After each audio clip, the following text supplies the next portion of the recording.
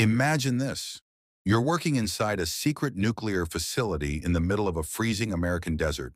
It's quiet, just another night shift.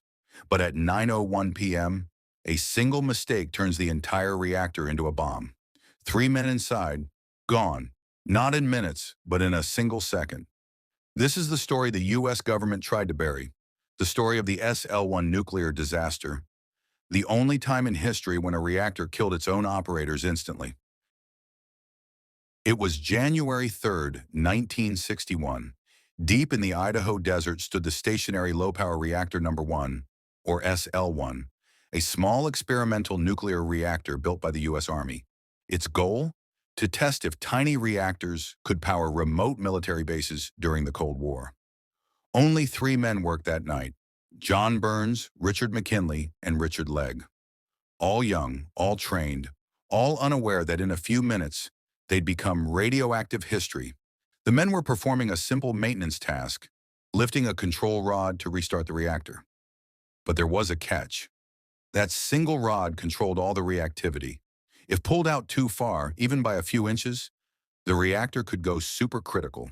No alarms, no time to react.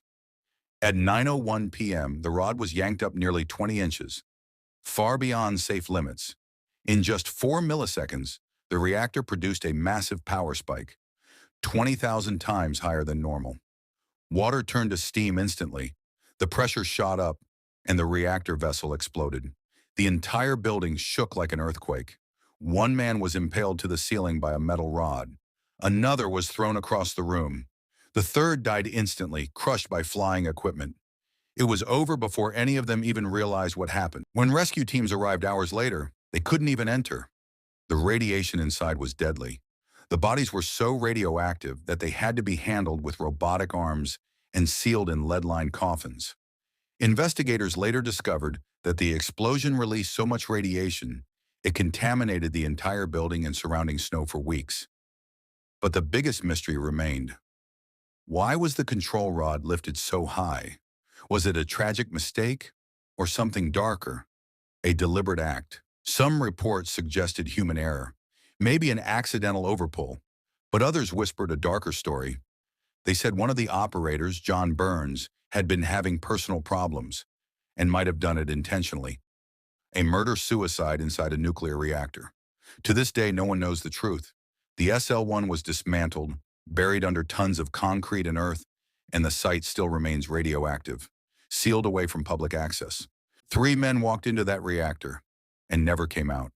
But their deaths changed how the world looked at nuclear power, forever.